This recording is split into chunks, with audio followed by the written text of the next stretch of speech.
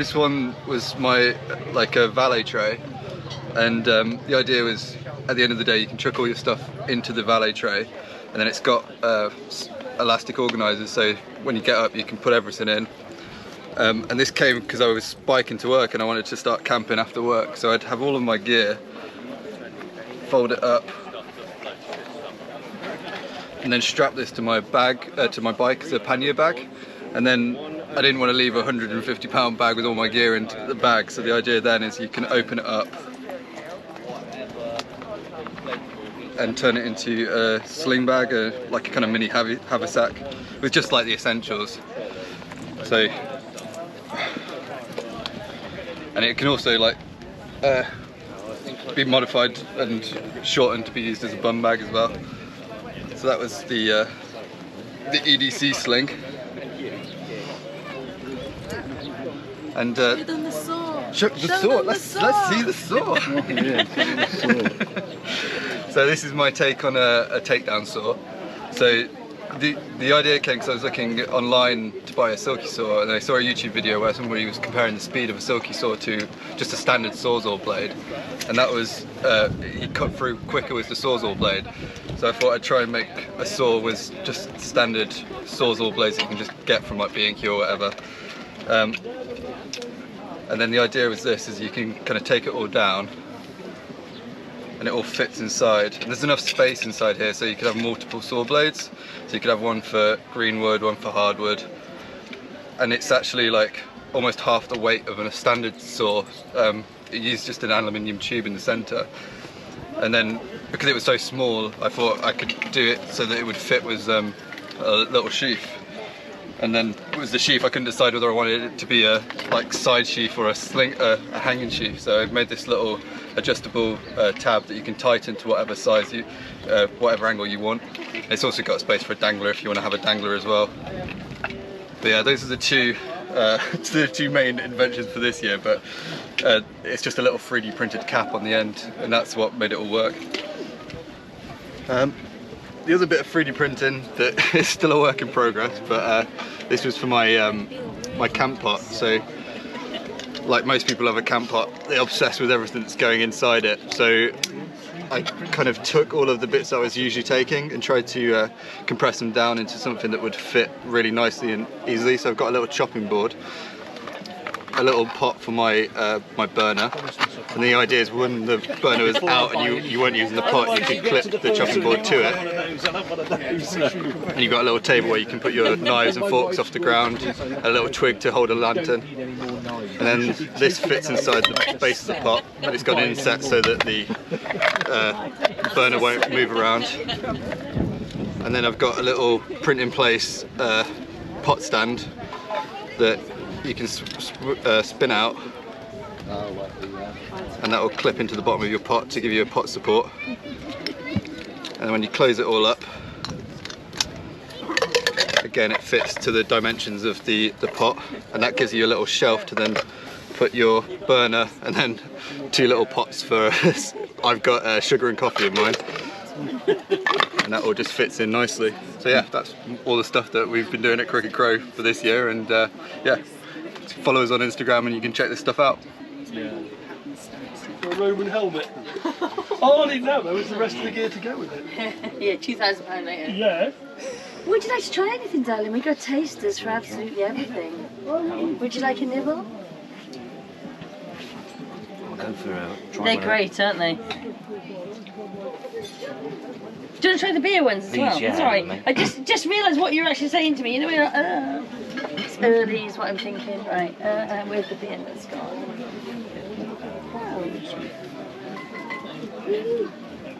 Just open that pack. As I always have to check, because I've got a really bad habit of opening it and then finding the open pack. Find the other one. Yeah.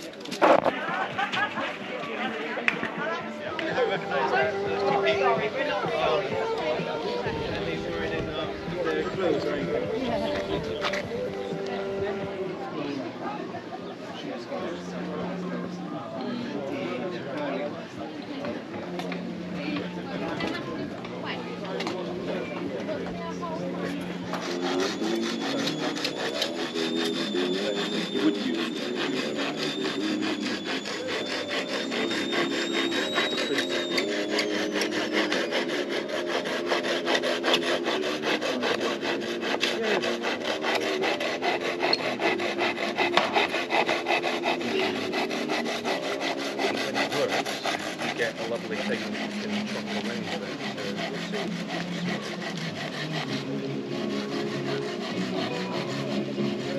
So I found it easier doing this to think of a character and think what would they have, what would they use. So I'm interested in Sir Francis Younghusband, who was a Victorian soldier, surveyor. Surveying meant spying as well because it was the northwest frontier and there was a worry about Russian influence in Tibet and were they going to steal the empire. So whilst he was out surveying for the great map of India, he was also looking for places where the Russians might move an army, where the British might be able to move an army, which Tibetan leaders were friendly to the British, who was friendly to the Russians. So my surveying stuff, I've got my drawing instruments, they were my granddad's. He was a marine engineer in World War II. He got torpedoed twice and I think he had a bit of a nervous breakdown after that because they moved him to Vickers at Barrow-in-Furness, where he worked in a shed guarded by policemen and helped build the midget submarines, which he was really proud of. So it's nice to have that. I've got this lovely boxwood ruler, but it's also a protractor with all the angles. It's so much nicer than a piece of plastic. Absolutely. And old brass rule, which is just, it's a bit wonky, but what a lovely thing.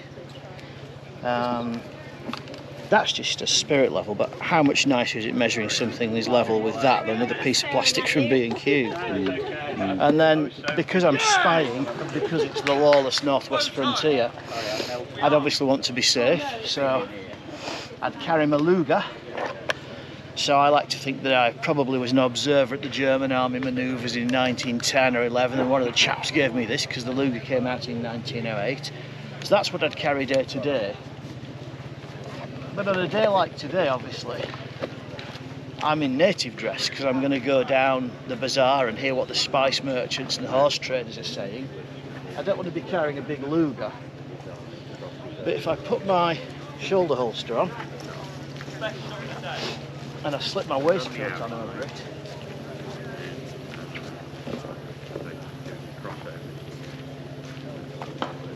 exchange my floppy riding hat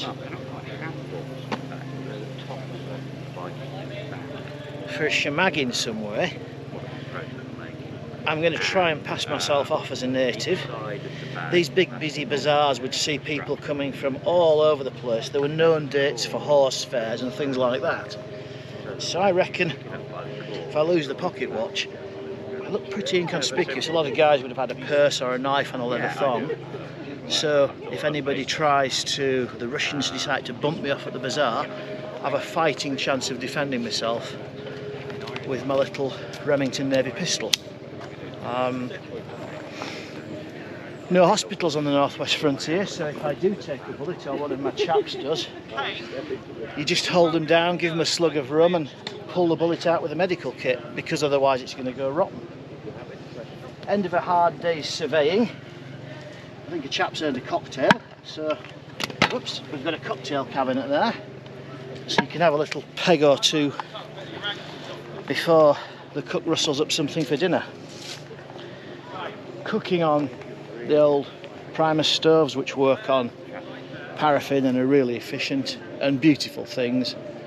Lighting the camp with kerosene lights, and obviously everything packs away into wooden camp boxes that can go on pack horses to move on to the next destination wherever we're going. And that, I found that a helpful way of getting into this, of thinking, think of a character, think what they'd have and build it from there. Other guys have done things completely differently, but the great thing about this is there are no rules. No one's going to come along and say, oh, that's not authentic and you can't use that. It's about people enjoying old things however they want to do that. Thank you very much. You're welcome. Wow. So we administered plentiful alcohol, and you know, that sort of kept him through the next couple of days. Oh goodness. Well, you don't track them that much, luckily. Yeah, that's good. That is certainly good. Oh, well, we'll leave you to your day. Oh, Thank you very much. much. You know, so. Lovely setup.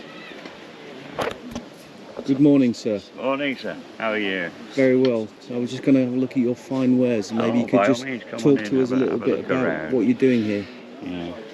We like old stuff, and we like to sort of see it being used instead of nailed to a pub wall. You know, there's a number of beautiful things I've seen ruined with a screw stuck through them. And probably here we actually use the stuff and put it to a use, and it's very often the best way to maintain things because things were made to be used. And, you know, in that sort of condition, I mean, the bottle jack there is probably about 150 years old, and we'll be roasting our meat on it later, and it still works. Haven't needed to maintain it at all, you know, other than using it. This is a beautiful setup you've got here.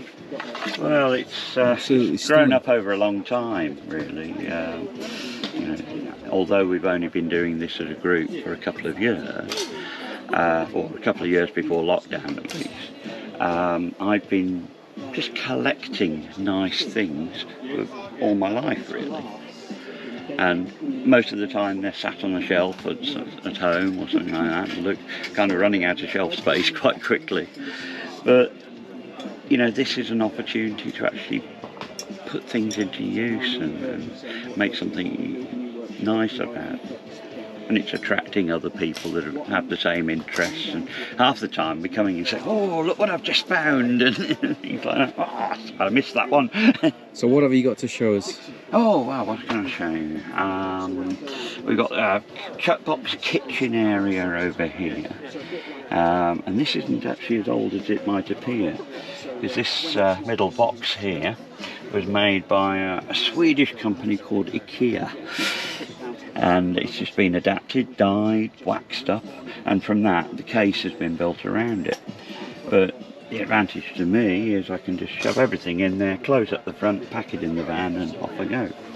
So I think I love the little labels that you've got here. Well, that's the little finishing touches that make these things. Very often, you know, we're getting things that just need a bit of tender loving care or something like that.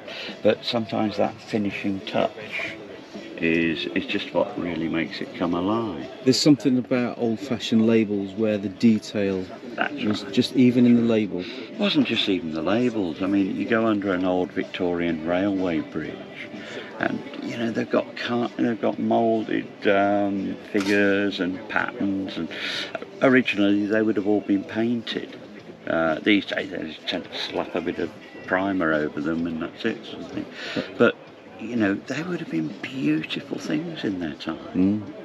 And what about your sleeping quarters? What would you have been sleeping in those days? Well, here, what I've got here, it's actually an army stretcher underneath, which gives the main support. And then on that, I've got a palliasse, which is double layer of canvas with wadding in between, you know, thick cotton wadding. My bedroll on top of that.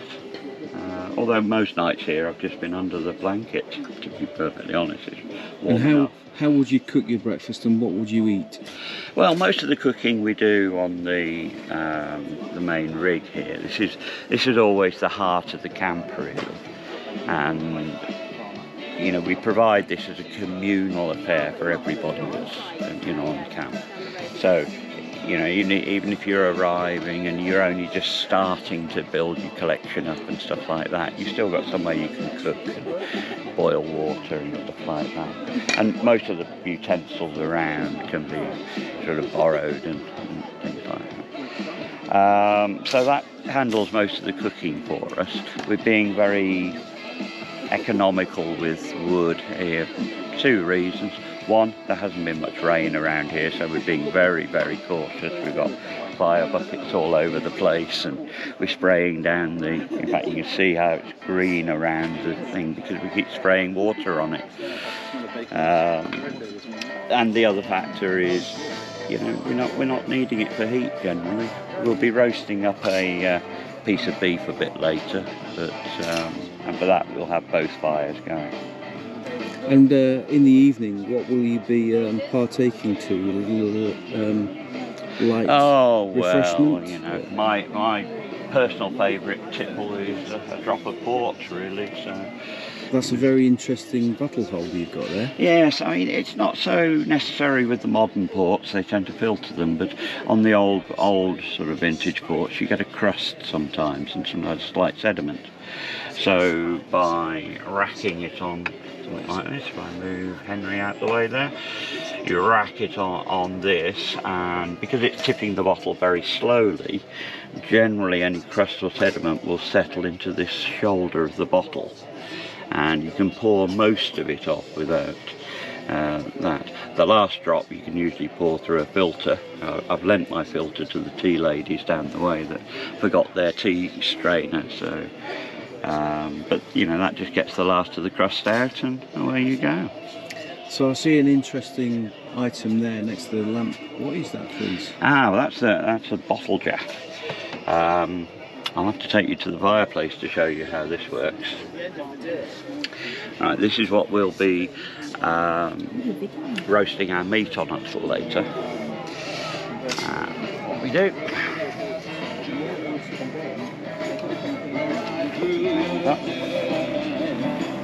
just wind it up, so I think it should be there's a clockwork mechanism inside.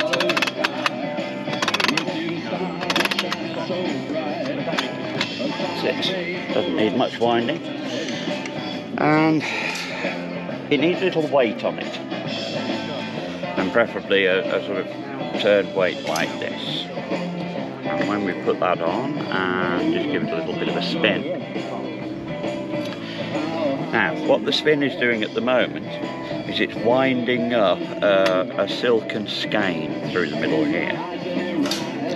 Right, and when it gets to the end of where it can wind, it will then start to turn the other way. Now, midway along that turn, when it's coming back, the clockwork mechanism clicks over and just gives it a nudge a bit further. And that will run for a certain amount of time. Then you'll hear a click where the mechanism disengages, but the momentum of this will then continue to wind the skein the other way. There's your click. So that 2 spins that it goes after just winds the skein, back it comes. It's then got the momentum going that the clockwork can pick it up and go the other way. But adding that skein to the mechanism adds about 3 times as much spin compared to what the clockwork would deliver. So it's just using, you know, simple physics really. There, click again, and off it goes. Now what we will do later is we'll have this hung here, and we'll run a chain down to a piece of meat, which will be supported about here, fire on each side of it, gripping tray underneath. We'll clean that out obviously. And that will roast our nice piece of beef for the afternoon. Usually attract quite a crowd actually. I don't know whether it's the smell or just the visual spectacle of seeing a flying piece of beef. That'll be later this evening. We'll probably start at about 2 o'clock. You know, it'll tick over for a couple of hours at least. To sort of, well, thank you very much. Oh, you're very welcome. Nice to talk to you. We're cooking on it, so we're turning this glop into a bannock, and then we do a thing where we've got bits of metal in, so we're turning the metal from you know, a lump of metal into something a bit more valuable. And there's a guy who's taking the part of a druid, and he's telling all about the trees that used to be in around Arthur's Seat in Holyrood. So I'll build up my stock and then I'll give them all away.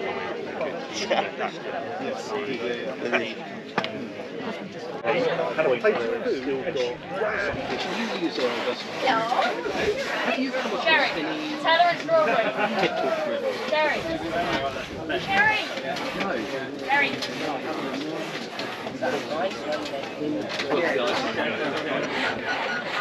Where's Ellie?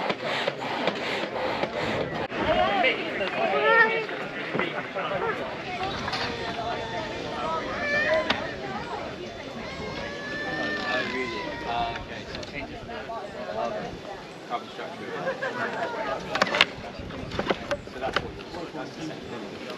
Yeah, I don't know if it must be right. Yes, thank you.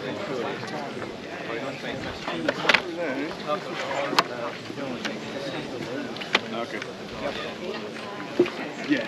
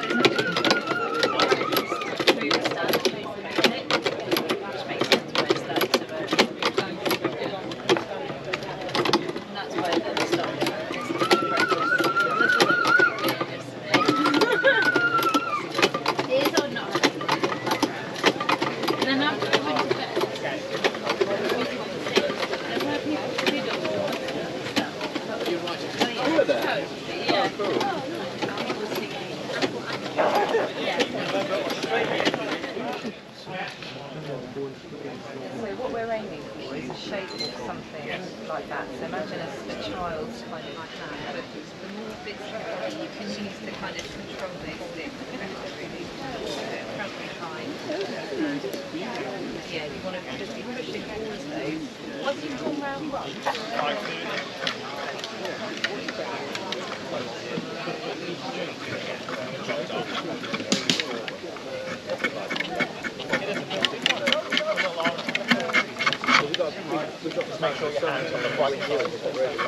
So what are you making there, sir? Again? What are you making there? It will be a sort of U-long bowish, because it's not quite long enough to be a U-long bow. It's only about 5 foot, but it will make a bow. It will be. Look at the plunge on the top. It will be like that one in the end, which is English U. God's sake, we're doing the bus. That's what I like about it. Bows and arrow really nicely. And it's probably as traditional, other than the paracord handle, it's as traditional as you can get. So they're all made on this sawhorse? Yeah. This one is going to be a little bit shorter, so I'm going to go for a U flat bow here. Partly because it's just, well, the shape of the wood lends itself to it. There's quite a lot of sapwood, so I might as well make use of it. And, normally I do sort of traditional self bows. Lost it again. Things like that, which is. And there's a nice little hazel self bow. Its house has a beast. And that one's 22 pounds at 27 inches. Again, throws an arrow really nicely. I've never been given a towel. So that's hazel, is it? That's hazel, which is a really, really, really good bow wood. You know, you won't find it in any of the books, but it works really well. And it's cheap, readily available, and you can make a lot of mistakes and learn lots of stuff doing that. You know, I always say to everybody, you should make your first dozen or so bows out of hazel. Once you can make a bow out of hazel, then you can make a bow out of ash. And if you make a bow out of ash, you can probably make it out of yew. But as the yew stage is going to cost you £300, well, doing it to 300, you really want to be able to do it properly before you spend the money. Whereas the hazel, you can get most woods, you can get it for nothing. You know, and all you need is a piece. Well, you can go from that round to smaller. This is sort of that size. These ones are the broadest section where it was split down the middle with this throw and produced 2 staves, and then you work that up. And again, you know, it depends on what size of timber you get. You can literally make a bow out of whatever you like. In hazel. The last festival, so the smallest. And that one is. This one's quite stiff. I've written £22 on it, but that's wrong because I can tell it's not £22. I must have written that wrong because I measured a lot of them up at the same time, and I think I must have got this one confused. No, they're just good. But the other, where are we? Oh, there's a, oh, here. No, lost it. I said I made a simple bow. Just I do love long, so I think they're great. Yeah. So we start with that, like we all did as kids, and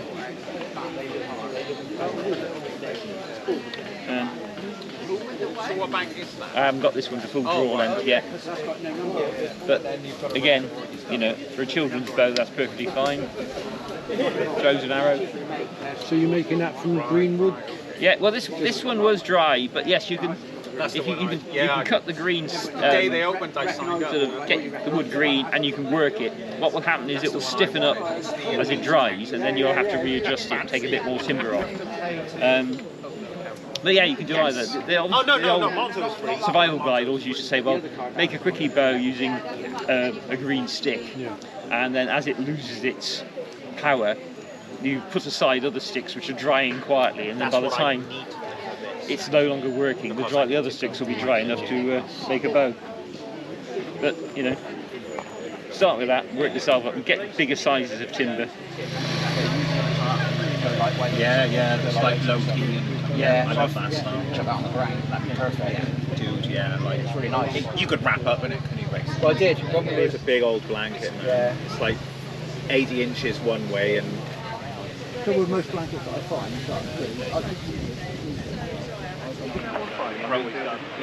But it won't down.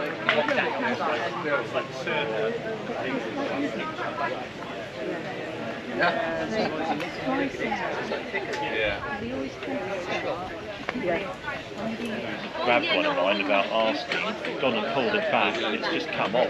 It's just like ping and it's off. Okay, I've got a piece of fully seasoned ash in here, which is ridiculously tough and not what you would normally do with a pole lathe, because you normally go for green wood, but it's perfectly doable to do seasoned wood. I think what I'm going to be doing with this, I've had a request for some French rolling pins, so here's one I did yesterday. They vary a little bit, but this is a sweet chestnut one, and so I'm just going to use this piece of ash and yeah, do another slightly different variation on that. So just still kind of roughing this out.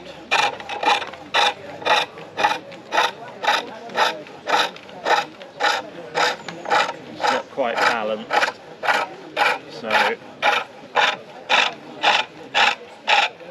just reducing the stock down until there's, you know, the chisel is in contact with the stock all of the time, all the way round.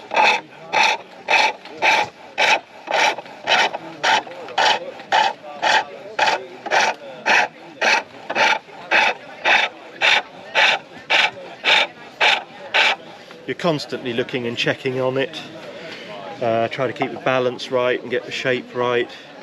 I have to keep an eye on the string as well. This one's beginning to migrate a little bit close to the edge, so in a minute, as you can see, that's getting very close to the end of the stock. That will pop off and then get stuck if I'm not careful.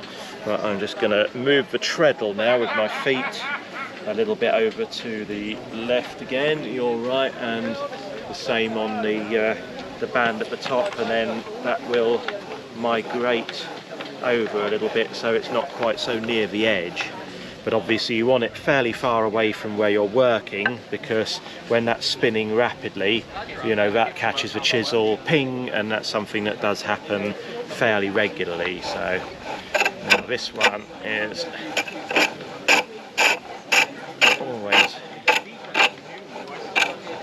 a bit trickier with the skew.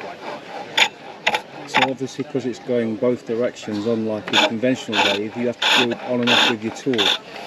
Yeah, this is unlike with an electric lathe where you have a consistent direction and you can use the tool on there in contact the whole time. With this, you get into the habit pretty quickly of just drawing it back a little bit and then introducing it.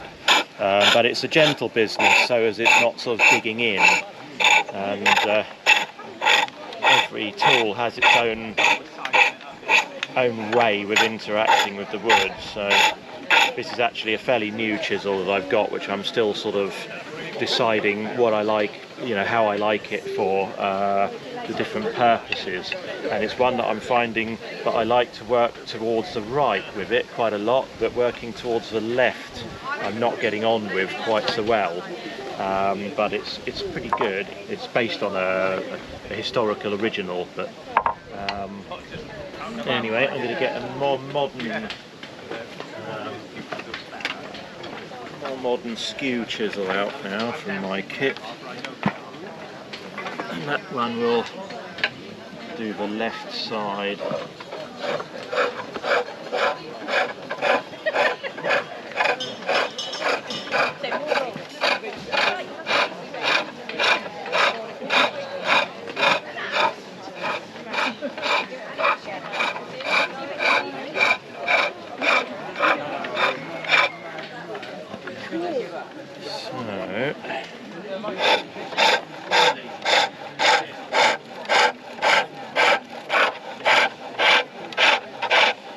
As you saw with the finished rolling pin that I did before, was kind of tapered from the very centre, almost sort of cigar shaped. But I've been asked for one where the centre of the rolling pin is more parallel, so with this one I'm going to try doing that, and I'm going to leave, as you can see it already is, the middle's a bit more parallel, and then the tapering kind of like left to the outer thirds more.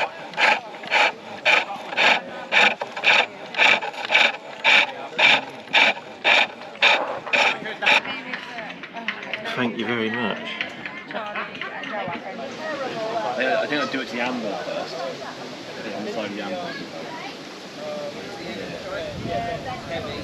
I did something like that, and then use a driller or something like that. You can get there's a heat resistant epoxy and stuff that would work quite nicely. Yeah. And that's some glue to hold wood burner rope in. The rate is like 1200 Celsius, so that'd do it fine. Yeah.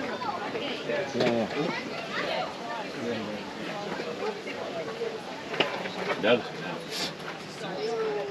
It's got its own line. Section over there is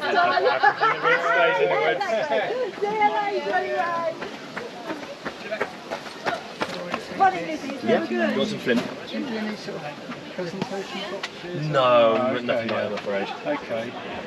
I'm trying to think who might have an option. If you go maybe to either like Brown's Bushcraft,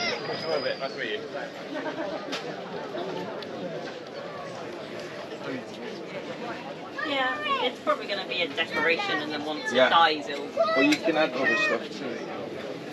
We found as well you can like, with the heavy, you can like, once it's dead, if you want it to be fresh, you can tease it out and tease new stuff back in.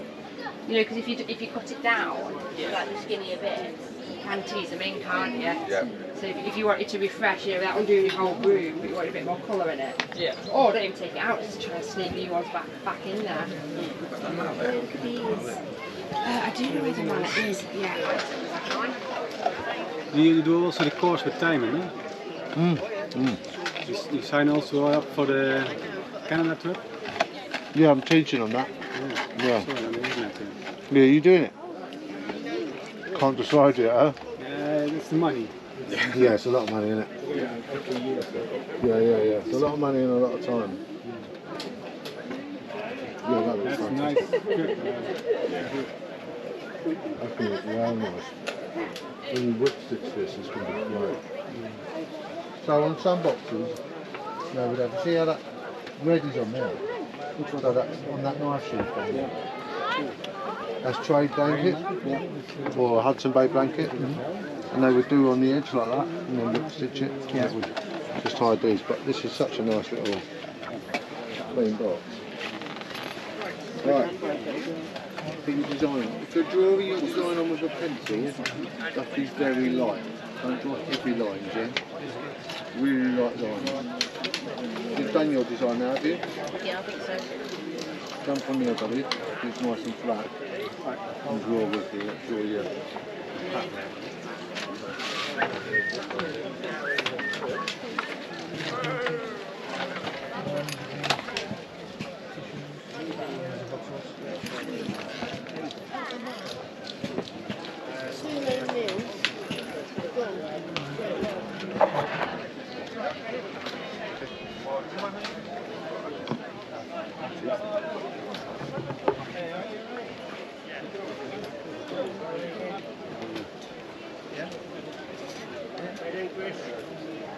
Very well.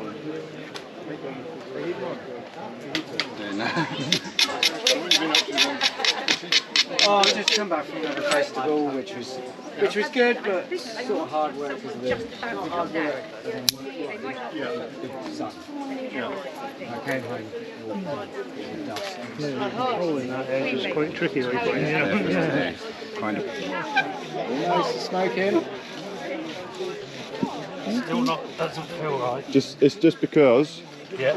you need to move that so you can use the whole length of the bow. Yeah, right. That's it. It's getting And there. make your notch a bit bigger, bruv. Yeah. I like quite small notches on mine though. Yeah, make them a bit bigger, bro. Yeah. Do you want to? Oh no, I've sold it, haven't I?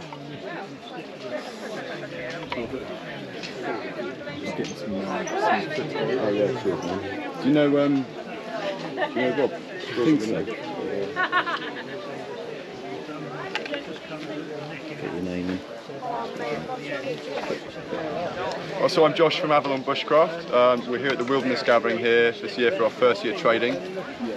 Basically Avalon Bushcraft is a collective of the four of us. We've all got different skill sets. So for example, you've got Tim, who runs an axe throwing gig. You've got Smitty, who's a bow maker and a chainsaw carver. Michael down there, who's a flint napper. Me, myself, I teach bushcraft, primitive skills, and I'm also a knife maker. Okay. So I've got this little old drinking thing as a display cabinet, but in here I've got a few of the designs. So the first one up is the Evo Pro. That's basically an evolution from the Woodlord Pro. So I had one of these last year and I love the knife. I used it for a few courses, but ended up, you know, I'm the sort of person who likes to tinker, I like to change things.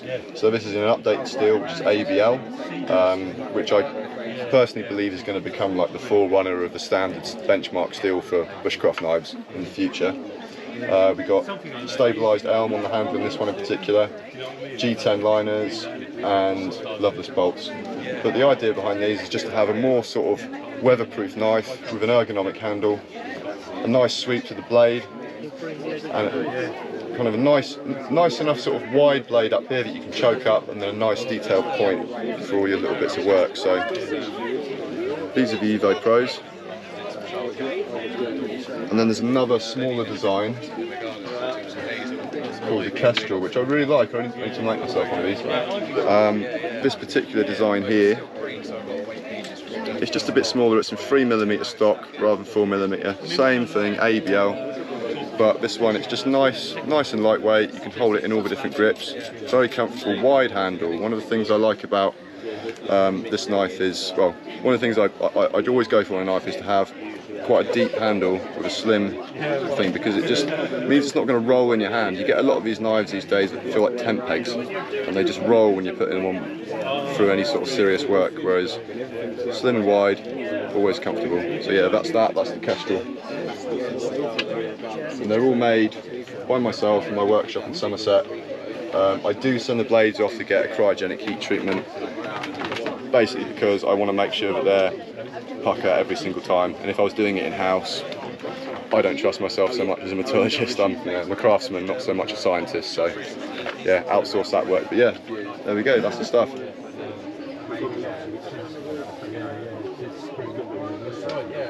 I was thinking actually as well, because Yeah, go on, mate. I'll put...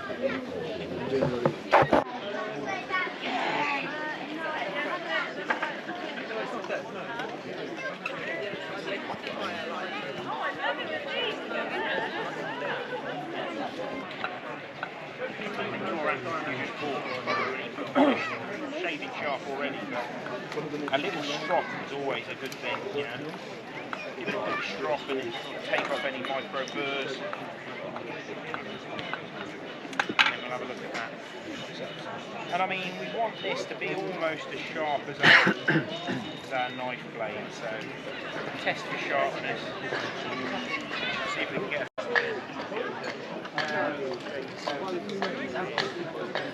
yes, excessively sharp. Really great shot. Okay, so I'm Brian from Journeyman Handcrafts. We specialise in wax canvas and leather gear, all made here in the UK. The canvas comes from Scotland, the leather and the brass all come from a local foundry and tannery close to our unit, our workshop. And yeah, we've been doing this now for about 7 years. Started as a hobby, and I have not stopped sewing since, and it's going quite well and we're living the dream. So these are our coffee pouches. We've been making these for pretty much 7 years from the beginning. Again, wax cotton. Concept is you get your coffee beans in there or your coffee grinds. But people use them for all sorts, to be honest. They keep the flair in there, they keep like dried fruit in there. So whatever you can think of. We started doing an array of colours so you can kind of organise your gear and your food and kind of know what's in what. So we do an array of colours in them, and we do them in leather. So that's those. And then we do slightly bigger versions for like pop pouches, you know, your billy cans, stuff like that.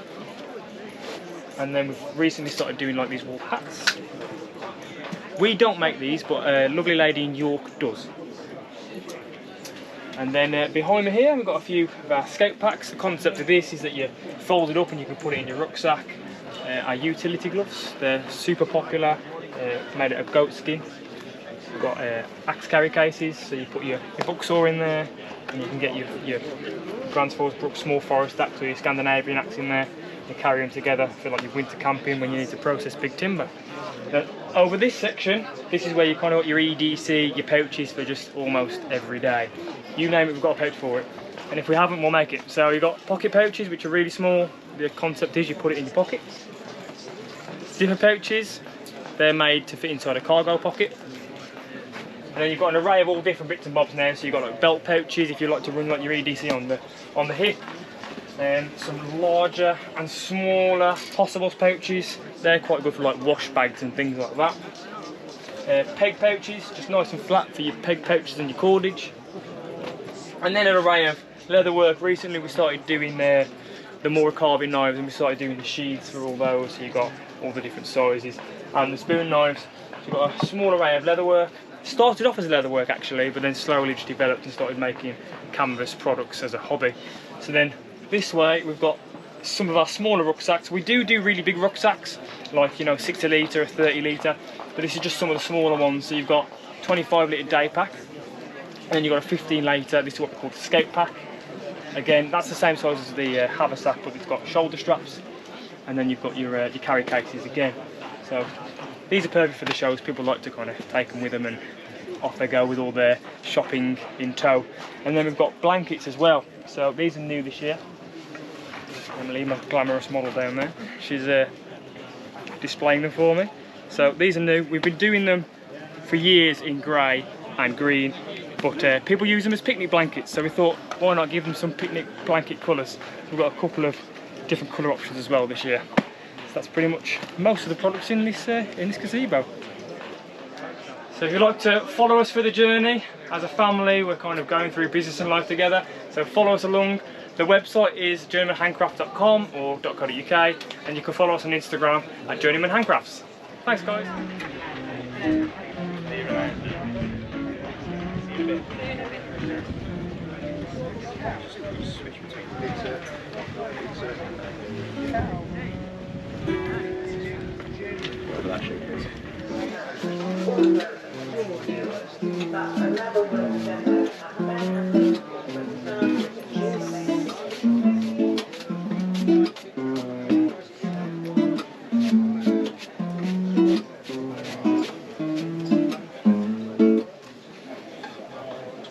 So I'm Gary Hull of Hull & Sons, and I make extraordinary hats for extraordinary people. I'll show you. So as a customer, you can come in, you can sit in the chair and get measured up. Once I've got your head size, we'll discuss style of the hat. You can choose your felt colours, hat ribbon, whether you want a single bow, a double bow. You can choose the lining inside the hat as well. You get a nice silk Hull & Sons hat lining. We then shape the crown, dress the hat to the customer specification. So sometimes customers like symbols burnished into the felt, or names or dates and things like that. And then I put the hat through a few different processes to age the hat. So the idea is to make you a new hat that fits perfectly but looks 100 years old, and that's it. So if you would like an extraordinary hat made for you, then the best way to see all my work's on Instagram, and the handle on Instagram is Hull & Sons, and the and is A-N-D, Hull & Sons. All of my work's on there. The best way to contact me is through send me a DM via Instagram, and you can either come into the studio to get measured up, or what works really well is sometimes I do a video call via Zoom or WhatsApp video, and on the video I can show you all the different materials in the workshop. We can discuss style and go through everything that I just told you about. And then your hat, once it's finished, will arrive in one of our custom-made hat boxes that will arrive through the post, and your hat should last the rest of your life. Hello, my name's Wild John from down in Devon. I have a YouTube channel called Primitive Ways. Catch me on there doing lots of primitive stuff. If you wonder why they call me Wild John, it's because of my eating habits. I'm a firm believer in proper diet, eating food to be healthy and full of nutrition. And this is the kind of diet I like to eat. I like to eat raw meat and raw organs. So this is a elk heart, and yeah, it might look a bit weird, but actually it's absolutely beautiful. And it's full of bioavailable minerals, which your adrenal glands definitely need to produce their 51 hormones a day for you to feel happy, healthy and strong.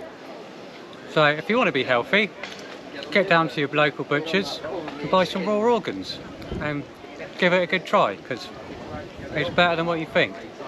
Something else I'm also extremely passionate about is leather, and this is my latest creation, leather tents.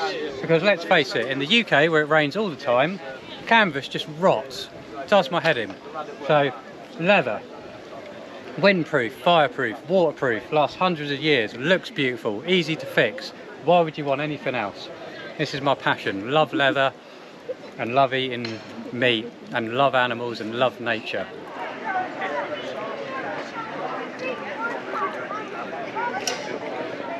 Bon appetit.